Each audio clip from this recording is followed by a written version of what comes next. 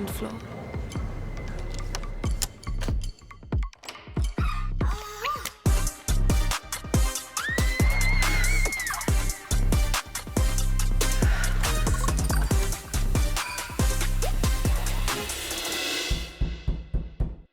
Room service.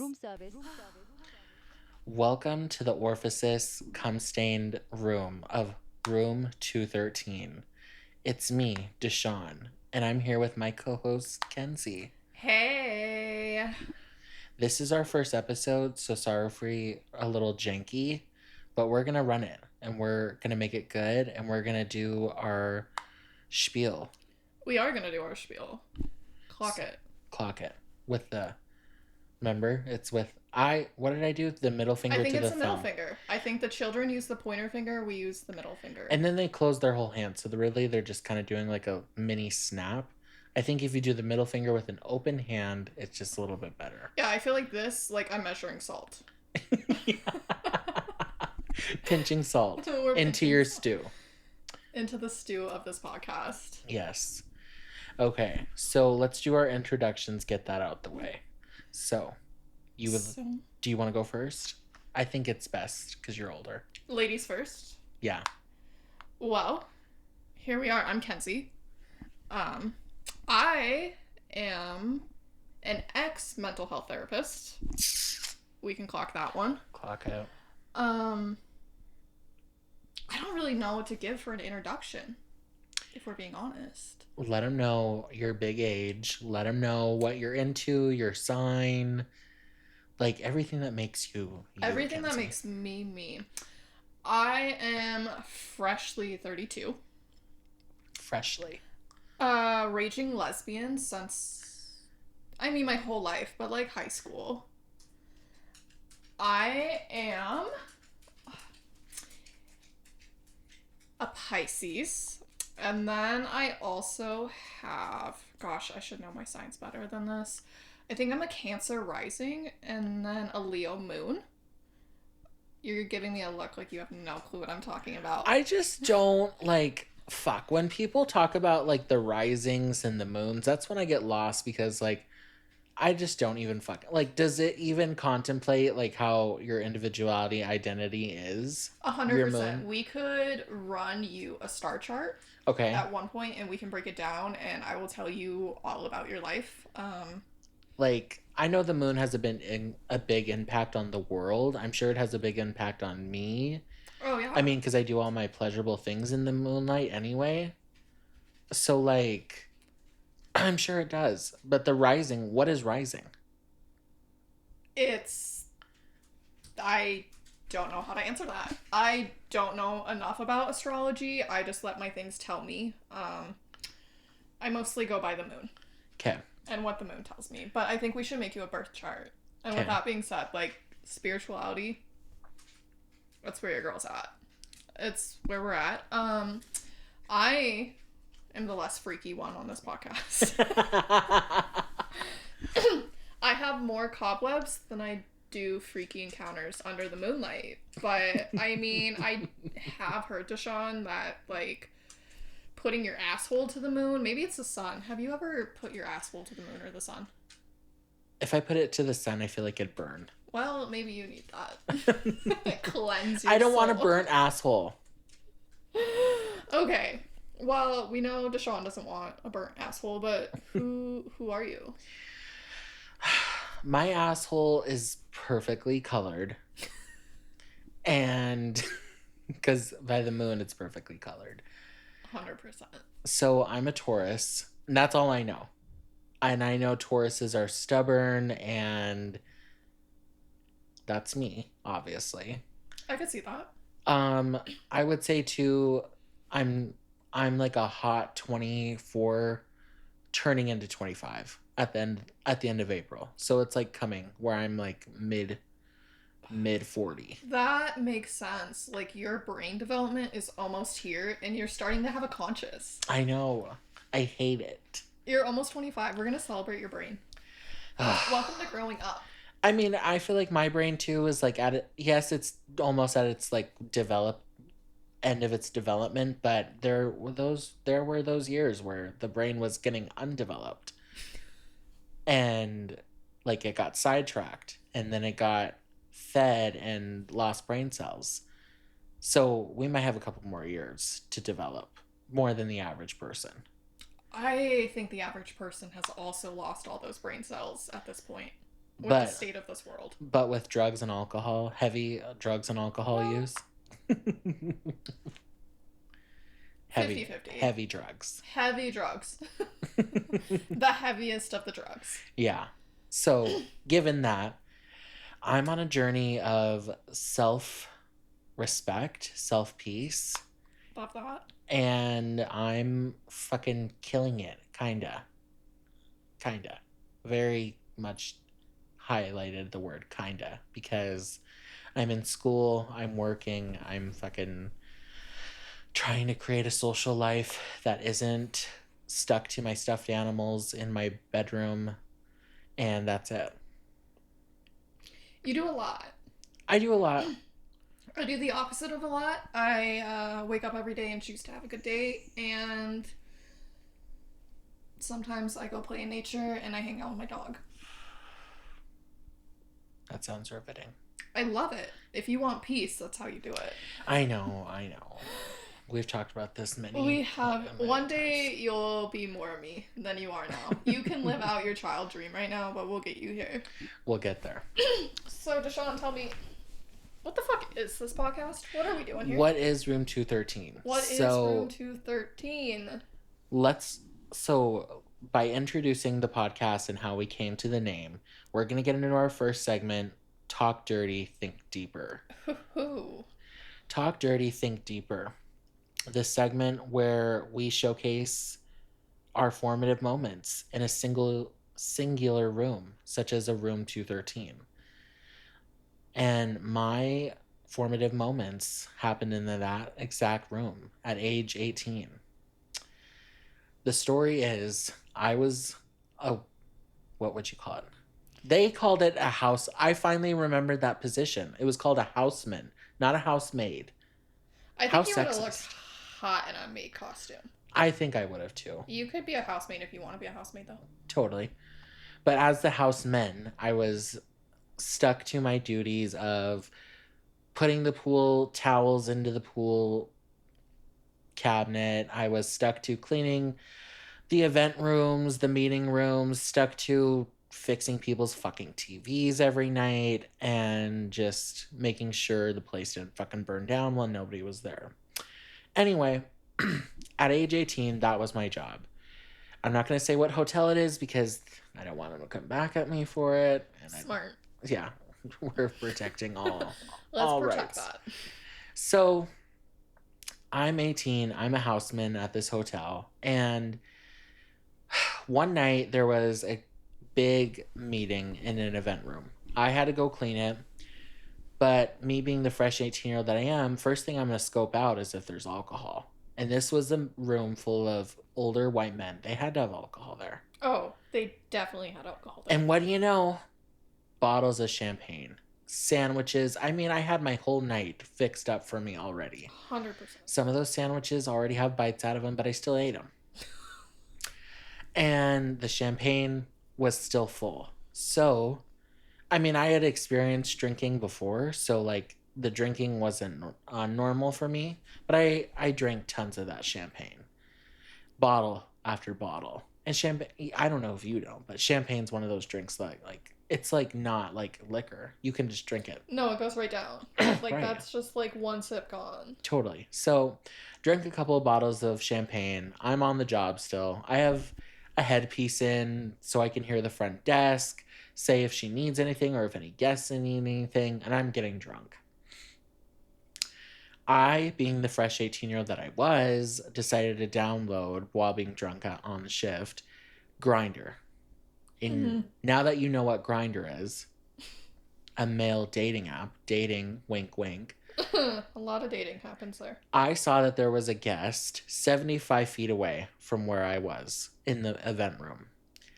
I greeted the event or the guest on his Grindr profile with no picture, no name, just his age. His big age of being like 41, 42. And I said, sensual hey. Wow. And then the conversation led to, what services do you provide? I said, tell me your room number and I'll go give you some services. Come to be, that room number was the memorable room 213. And when I tell you that was a formative, oh, what did I say? Yeah, a formative room moment. It was so formative. I learned to give great service to guests, outbounds of the normal service, if you get what I'm saying. I will say that that guest left with a 5-star rating for the hotel and myself. And while I was in that room giving great service, I still had my headpiece in listening to see if the front desk needed it, if anything, or if more towels needed to be given to the pool room.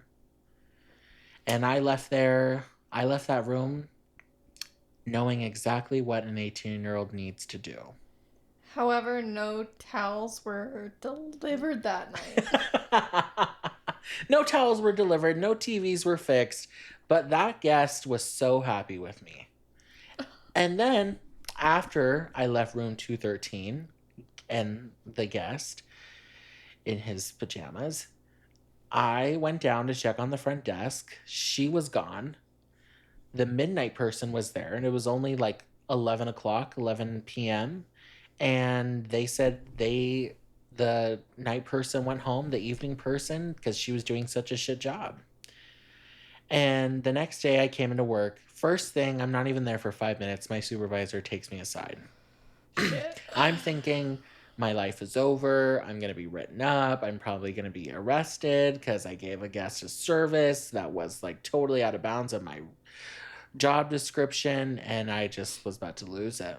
But the supervisor said she was so impressed with me keeping the hotel at an astounding level while the front desk person was losing her shit that night. And she applauded me and wanted to keep me at the hotel because I was such a great service person. Honestly, yeah. Who wouldn't want you? And that was even probably a greater formative moment. Right under room 213, I'm getting told that by me giving services like head, I was giving a greater service to the motel. And I became this butterfly that I am. And room 213 was formed. I bet your ego was on fire after that one. Like, your head had to be exploding. Whatever head you want to reference there. At least one of them was exploding after that night. Everything was exploding. Everything was exploding. Everything was exploding. If you don't know, the vape just fell on the ground 6 feet away from where we're sitting, and I just made this face like I was so appalled. So sorry for that slight giggle. So Kenzie. DeShaun. My hotel room story. I don't think we're getting a room number out of my hotel room story because I don't know what room we were in, to be honest. Let's see. I was probably freshly 21. I don't think I was 22 yet. I think 21. And here we had this thing called the black and white ball. And it is, of course, as soon as I say ball, my dog grabs a ball. How cute is that? Like a big dress-up queer event. Like, I had professors there. I knew, like, people within my group at that time were there. I went with, surprisingly, DeShaun and my ex-boss, who's also my best friend. That's a story for another time. And his partner at the time, who was top-tier drag queen from Montana. If you know, you know what that looks like. Consider the source. Name, off the top of your head, name 5 drag queens from Montana. Bet. The audience ain't gonna name top 5. You want me to name 5 drag queens right now? I'm asking the audience. Oh, yeah. Let them think of 5 drag queens from Montana. 5 drag queens from Montana? I can name, like, 1. And it's changed over the years. I think Drake, I'm going to keep my thoughts to myself. We're going to put out into this world what we want back from it. So, 21-year-old Kenzie was a raging alcoholic who had no idea how to order alcohol. My go-to was Irish trash cans. That's all I knew. And if you don't know what an Irish trash can is, it is at least like 7 different types of liquor, I believe, with Red Bull on top. So we're drinking like anywhere between like 3 to like 7 of those a night. Not healthy, don't know how I lived. While getting ready, we're in a hotel room. I don't even know where I stayed that night, if we're being honest. One of my friends had like this other chick come in, and she's like flirting with me. I'm in a dress, my makeup's getting done. Like, picture me in a dress. That's not a thing. This is a whole different version of this. And like, we're getting kind of flirty, and like, just got out of a relationship not too long ago with long-term high school girlfriend, loving the attention. Don't really have much experience out of like 1 or 2 other people. And we're flirting all night, and somehow I remember us going back up to her hotel room. And like, as the night progresses, I find out she's married. But they're in an open relationship, and I'm like, well, never done this before coming from small town Montana, but you know what? Fuck it. And I remember asking her, I'm like, why are your nails so long if you're married to your wife? And she's like, my wife is a trans woman. I'm like, that makes sense. Okay, you have long nails. I'm all new scene. And I'm pretty sure her and I ended up hooking up that night. I don't know how far it got, but I remember briefly her wife sitting in that bedroom watching us. I don't remember anything past that. Shout out to the Irish trash cans. I don't even know if I attended the ball. I know I drank a lot, fooled around with someone's wife. The other wife watched me, and here we are. And that continued on for like a couple months after that. I do not walk away from things early, but I think I really stepped out of my small town Montana shell that night, and that to me was formative. Was I servicing anyone? Who knows?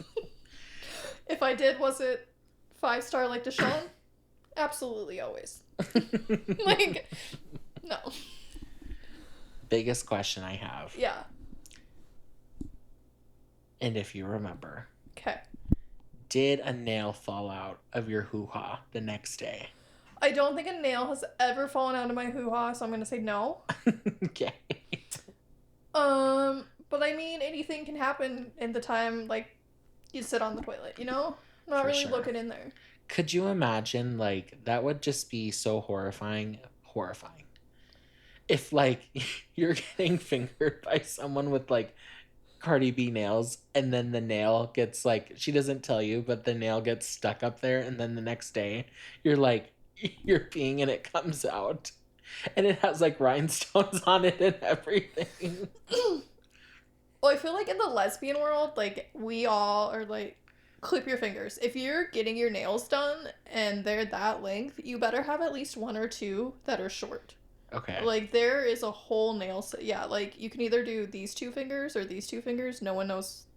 Use your imagination. Do you ever do 2 in the pink, 1 in the stink? I've not done that. Okay. I've not done that, but now I feel like I'm going to have nightmares of nails falling out of me. So if anyone's ever had this experience, please tell us about it, because though I don't want to know more, I want to know more. Like, what do you do with that? Do you flush it down the toilet? I mean, if it's an expensive ass nail, I'd get the glue and put it right back on. What if this is the next day and she's still not there? Or you, like, if you're the one losing your nail... If a nail came out of your orifices, out of your orifices, you better just take a look at yourself and realize that, hey, I think that was probably painful.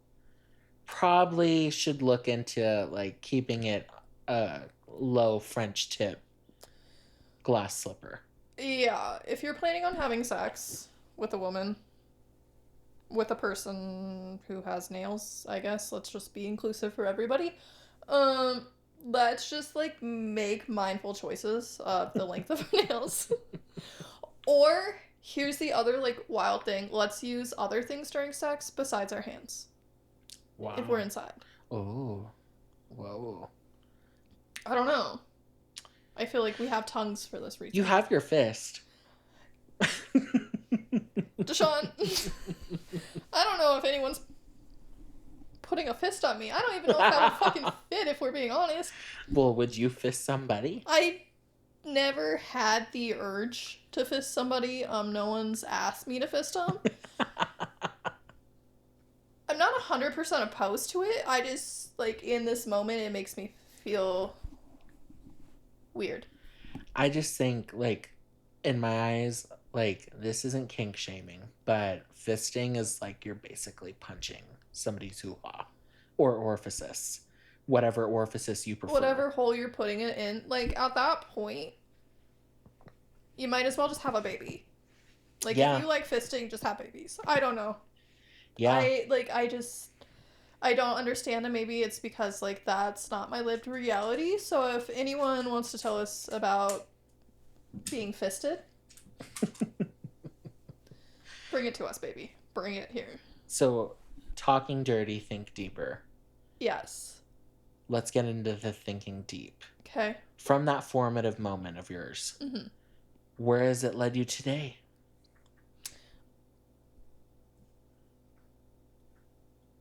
Man, I am very far away from having an open relationship with a couple who's married with multiple different identities. But I think part of it helped me expand into more of an acceptance, more of, like,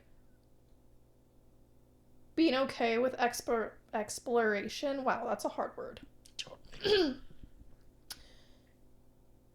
I don't know. I don't think I've really thought about how this has impacted me. Like, I haven't thought about this memory in a very long time. Like, that was deep in a treasure chest that's in my mind. I wonder what else is in there.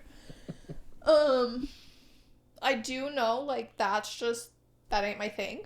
So I can, like, check that off. Like, we gotta learn what we like and what we don't like, and that's fluid, and that can change over time. Mm-hmm. But I think I prefer, if I'm with someone, to just, like, be with someone who isn't married. Okay? And has shorter nails. We're not getting too deep. Heavy on the shorter nails, for sure. Yeah, this story isn't going too deep. I don't think it was the most impactful, but maybe it did more than I know. Cool. I never talked to my therapist about it, so. That's why I'm here, babe. You're getting there. Yeah. So, how did your experience form? That formative moment at room 213 told me that sometimes making the wrong decisions lead to a better impact or a better decision. Like, yeah, sometimes you make the wrong decision and you know it's wrong while you're doing it, and you're, like, totally having regrets, or you're feeling like, you know, the world's gonna end. But then the next day, it could have been for the better. I mean, I helped myself be a better fucking worker. I helped the fucking hotel get a 5-star rating. I helped that fucking man in that room 213, get his rocks off. So I helped the world, in my eyes.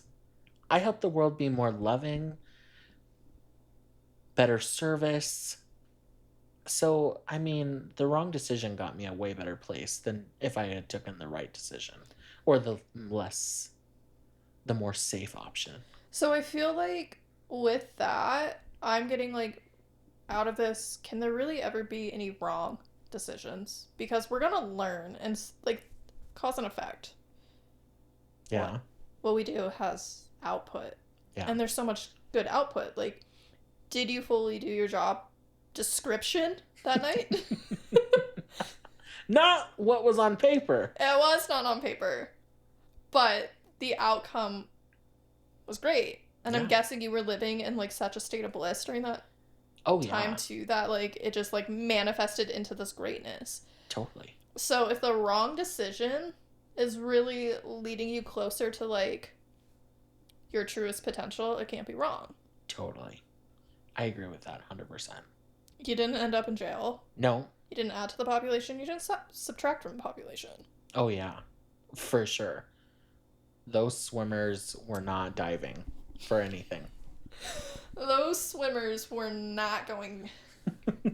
I don't even know where I want to take that. They just weren't going anywhere important. No. No swimmers. So, well, excellent forte into our next segment, which is Passport to Poor Judgment. It is where we, as the hosts, will be talking about a viral moment or a celebrity that had made poor decisions and had poor judgment before a horrifying event happened.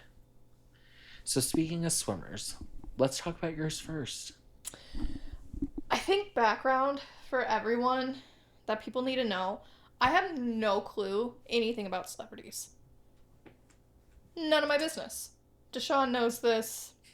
I don't know famous people. I never have. And I don't watch the news. That's the other part. Like, my news is very selective. However, the one thing I cannot quit talking about, and if you haven't heard this, like, I need everyone to take a minute, take a deep breath, and just, like, open your mind before I say this, because your first reaction might be, what the fuck? Mm-hmm. So. That's what I got. Gerald the dolphin. Honestly. A former swimmer. Another former swimmer. Gerald. So as it turns out, this is a Florida story, as we all should expect.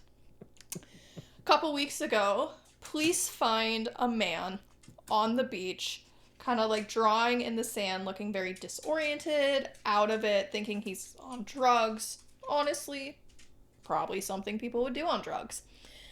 And, like, they take him in to the hospital, and they, like, run tests, system clean, no drugs. And the man's telling him, he's like, I was kidnapped by a dolphin named Gerald. He forced me underwater to build him a city and held me captive for a few days and then released me and told me he would be back for me. Apparently, Gerald blew a bubble around his head. A lot of people on the internet are saying, this didn't happen. But, like, hear me out. I don't know if it's fully illegal, but it's advised you don't talk to wild dolphins. Like, they say, don't do that. And, like, dolphins in the past, like, even now, they're used for military to, like, go attack ships. They used to be used for childbirth with, like, I don't know the correct term, but, like, the echolalia, whatever they're sending out, women used to have birth in water with dolphins, and, like, that frequency would be used to help the birth go. What kind of Mediterranean shit is that? Well, I don't know, DeShaun, but dolphins used to be used for childbirth until they weren't. There was a lot of things that used to be used for things until, like, the government's like, no, you know. Anyways, so this happened. Everyone's like, oh, that's fake. This is fake news. Well, people around Florida were posting, like, videos after the Gerald story released about how, like, the FBI has been, like, swarming the area where Gerald is. And people are like, I can see this being a thing. Like, I've almost been kidnapped by dolphins before. I guess, you know what? I guess it's a problem. We don't have it in Montana, though. However, since that came out, and I guess all these government officials have been there, lately a lot of dolphins have been washing ashore dead. I don't think any of us want dead dolphins. No. So it started out as, like, a few, and, like, there was someone that posted that lives in Florida. They're like, if anyone knows, like, you don't just see bottlenose dolphins wash ashore dead. Like, maybe one every now and again. Not, like, a common thing. But in, like, a week, there was 20. Oh my And God. then, like, almost a week later, there was 44. So, I don't know about y'all, but we might secretly be at war with dolphins, because, like, who isn't this country at war with, if we're being honest? But I think we all, too, should really think, like, let's grab our bags, let's go hang out on the beach, and maybe Gerald will take us, because, I don't know, that sounds like a wonderful life. Put a bubble around my fucking head, Gerald, kidnap me, take me down there, I'll build your city. I think that's better than being at the surface. So they bombed Atlantis. Gerald was harboring a human fugitive in his city. What if this is like a whole nother fucking thing? What if dolphins, the dolphin city that Gerald was fucking in, brought the human to his city, and because they're already in communication with the actual humans on our side of the world, the rest of these other dolphins, like Gerald's whole family, met that fucking human. And so then Gerald had to be executed and his whole family because they harbored a fucking human. And because the government doesn't want that, they poison those fucking dolphins. I mean, it could be a whole nother sinkhole. Okay, I love where your brain's going. I think the dolphins know a lot more about things, and the government doesn't want us to know about those things. For sure. Like, when did the government start caring that much about people being kidnapped in the first place? Okay, well, and this is where we need your fucking therapist brain here. Going back to the women giving birth with dolphins, For sure. how ethical is that? Because I feel like having dolphins swim in a murky water of birth with everything going on that happens in birth, is that like ethically right? First off.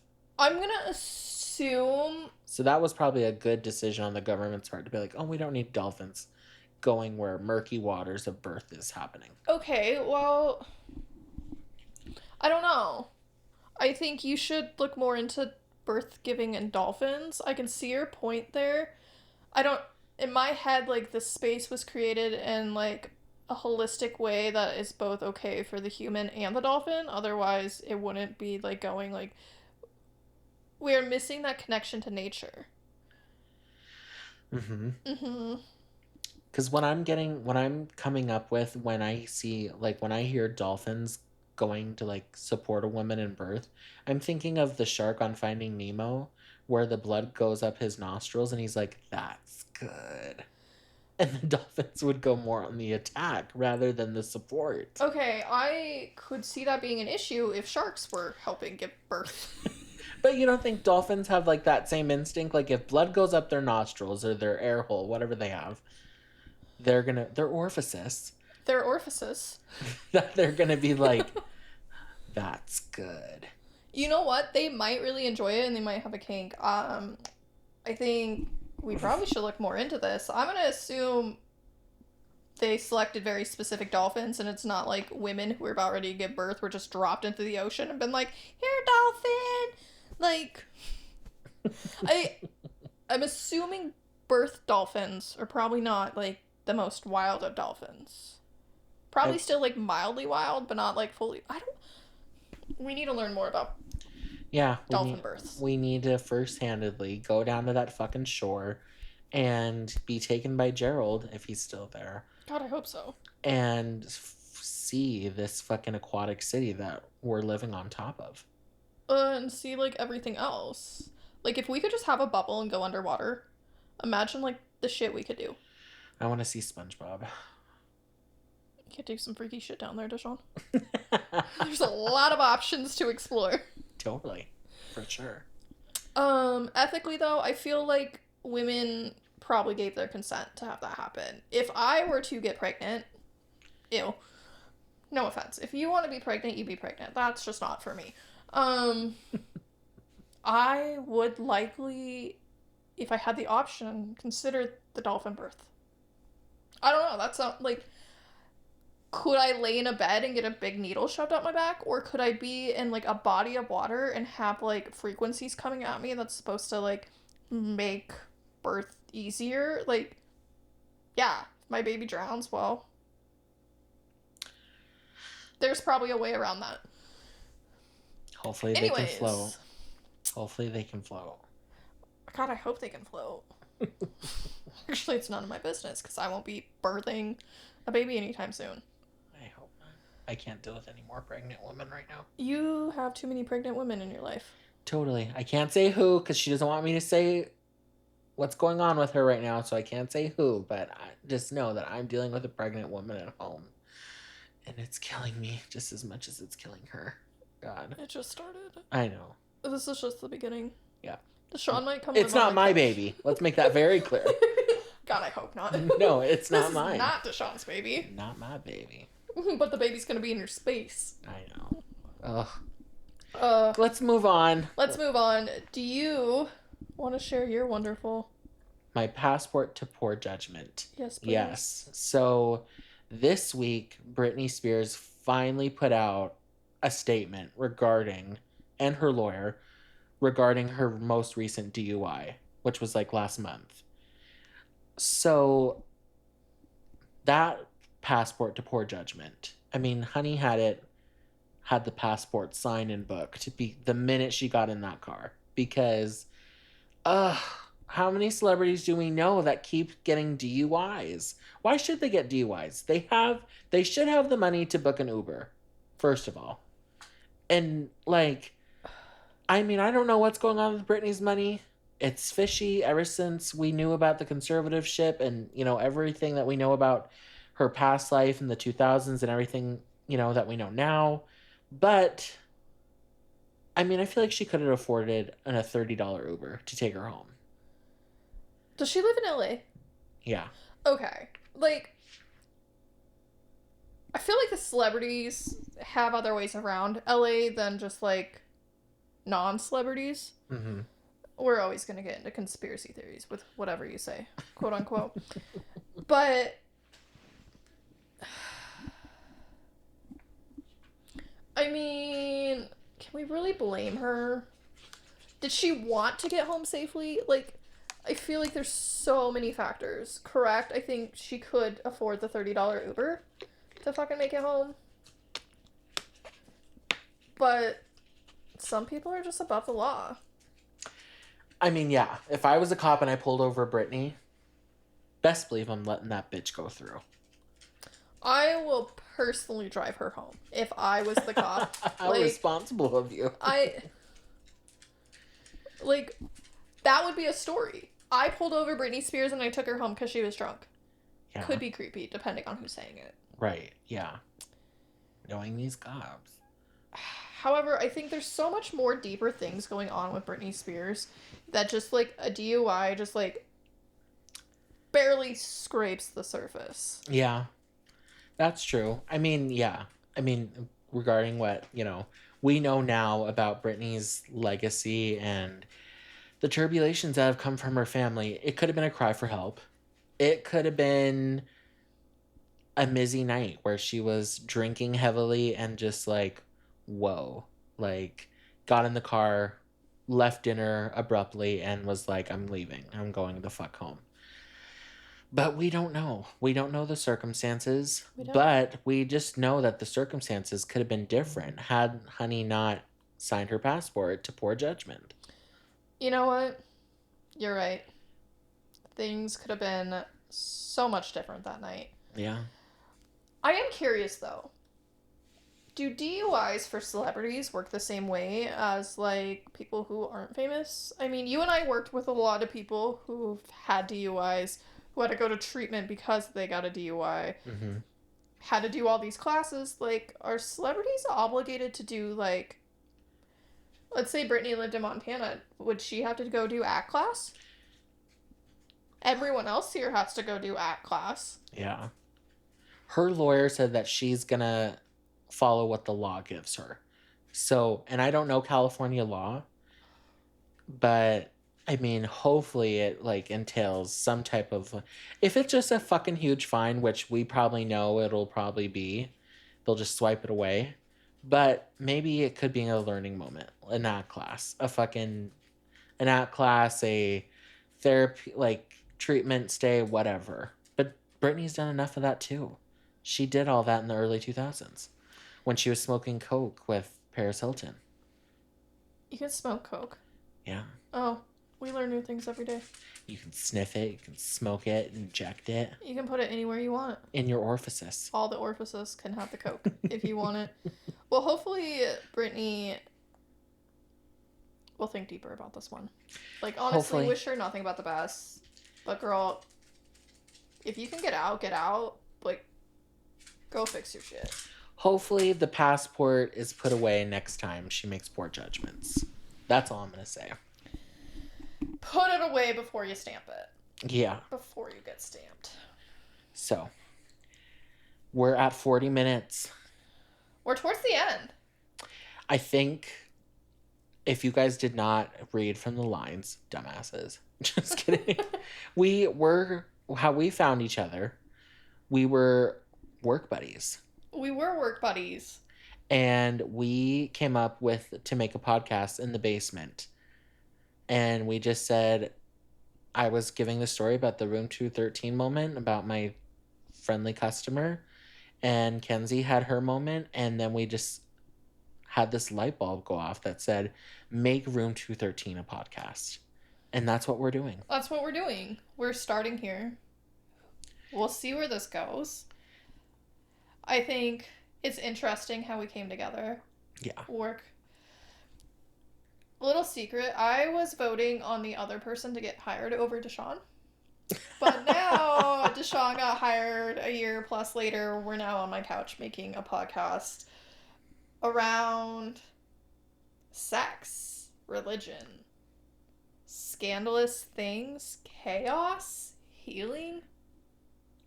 Everything that happens in a 4x4 room. Specifically, room 213. So, come find us weekly. We'll be putting out weekly episodes. We'll have our social medias, Instagram, X, Twitter, whatever the hell you want to call it, TikTok. So come find us, and the information will be put in the bio or the episode description. Peace.